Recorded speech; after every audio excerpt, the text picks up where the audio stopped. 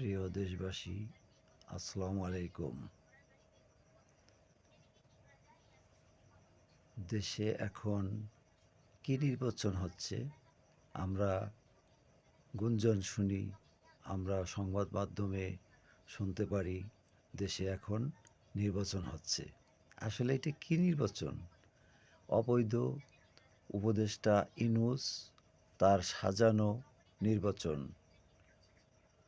রাষ্ট্রীয় এরকম কোনো বিধানে নেই যে অন্য কোনো দলকে বাদ দিয়ে জাতীয় সংসদ নির্বাচন হতে পারে।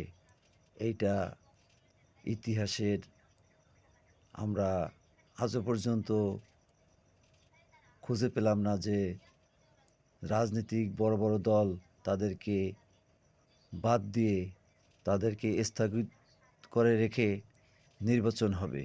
এটা কি নির্বাচন? এটা ইউনূসের একটা সাজানো নির্বাচন। সে অবৈধ উপদেষ্টা, তার অবৈধ নির্বাচন। তো আমরা বাংলাদেশ মানবাধিকারের পক্ষ থেকে আপনাদেরকে বলবো যে আপনারা কেউ ভোট কেন্দ্রে যাবেন না, কেউ ভোট দিতে যাবেন না।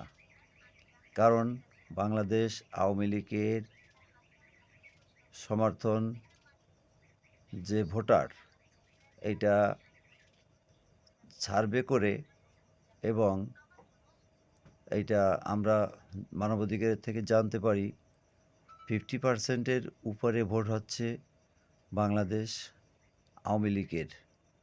তো সেই দলকে সে ব্যান করে রেখে ইউনূস সে কিভাবে নির্বাচন দেয়?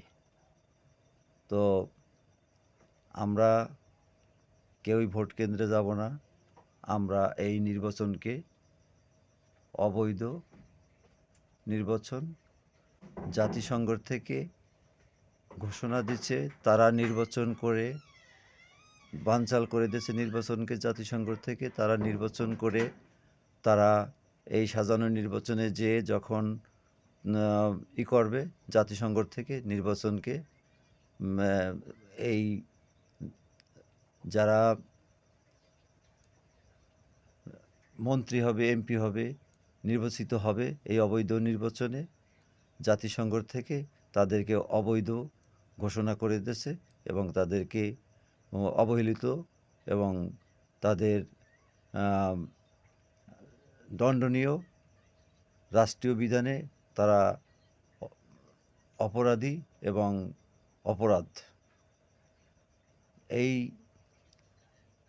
অবৈধ উপদেষ্টা ইউনূস এই সাজানো গোছানো নির্বাচন নিয়ে সে ক্ষমতায় থাকার জন্য, এই দেশ জাতিকে ধ্বংস করার জন্য, সে এই দেশটাকে চুষে চুষে খাবে, এই কারণে সে এই নির্বাচন সাজাইছে।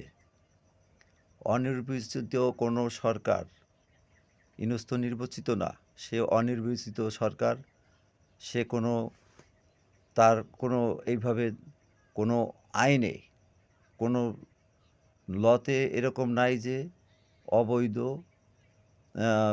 সে অনির্বাচিত সে কোনো নির্বাচন দিতে পারে বা সে অবৈধ উপদেষ্টা তার অধীনে নির্বাচন হবে, এরকম রাষ্ট্রীয় কোনো বিধানে নাই। আর এইটা আমরা কেউ এই নির্বাচন মানি না। তো জাতিসংঘ থেকে এটা অবৈধ ঘোষণা করে দিয়েছে। তো বাংলাদেশ আওয়ামী লীগের প্রাণপ্রিয় জননেত্রী শেখ হাসিনা, উনি যে কোনো সময় চলে আসবে। উনি চলে আসলেই তো এদের এই সমস্ত উপদেষ্টাদের কোনো অস্তিত্ব থাকবে না। কারণ বঙ্গবন্ধুর প্রাণপ্রিয় জননেত্রী, জাতির জনক বঙ্গবন্ধুর কন্যা প্রাণপ্রিয় জননেত্রী শেখ হাসিনা, উনি ওনার পদত্যাগপত্র করে নাই। আমরা সকলেই জানি জাতিসংঘের কাছে পদত্যাগপত্র দেখাতে পারে নাই। জাতিসংঘ থেকে পদত্যাগপত্র দেখাতে বলছে, পদত্যাগপত্র দেখাইতে পারে নাই ইউনূস। কারণ এখান থেকেই আমরা সকলে জানি সে অবৈধ, সে অনির্বাচিত, তার কোনো নির্বাচন তার আন্ডারে হবে না। আমরা কেউ ভোট কেন্দ্রে ভোট দিতে যাব না। তাই বাংলাদেশ মানবাধিকারের পক্ষ থেকে এবং বাংলাদেশের যত মানুষ এখন ইউনূসের নেতৃত্বে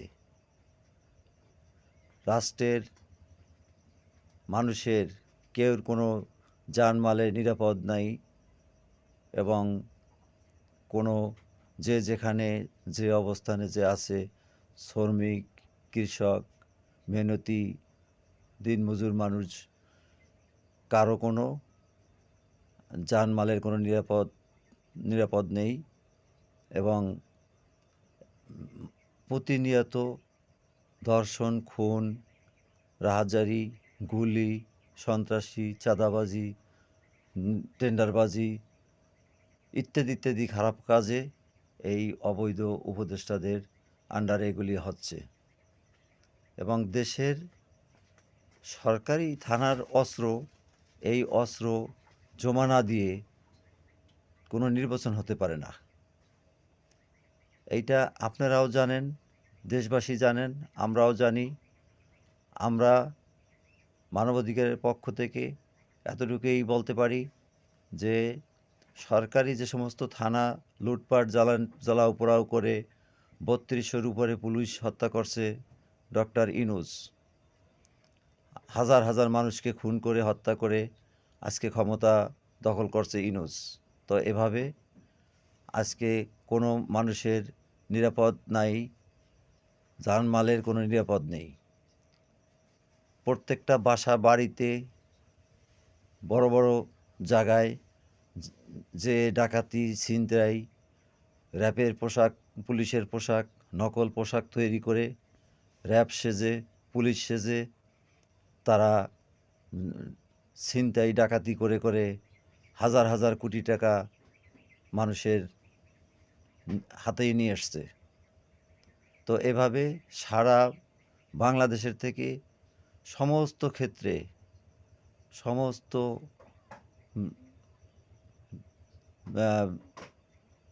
বাংলাদেশের সকল প্রান্তে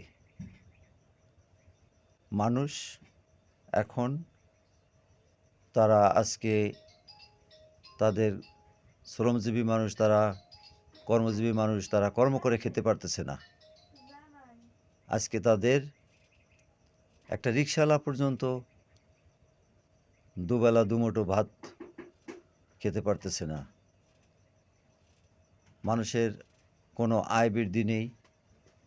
রাষ্ট্রীয় অবৈধ উপদেষ্টা এসে আজকে মানুষের কারো কোনো মানুষ যে শ্রমজীবী মানুষ ইনকাম করে খাবে, তাদের সেই ব্যবস্থাটা পর্যন্ত সব নষ্ট করে ফেলছে। তো আজকে এভাবে যদি এই ক্ষমতা দখলকারী, এই সুদখোর ইউনূস আজকে এইভাবে যদি ক্ষমতা দখলে থাকে, আজকে এই দেশের সম্পদ, এই দেশ বিক্রি করে সে চলে যাবে। আজকে এই দেশের জনগণ আজকে আমরা ভুগতেছি, আমরা ভুগব, আমরা বিপদে পড়ে গেছি।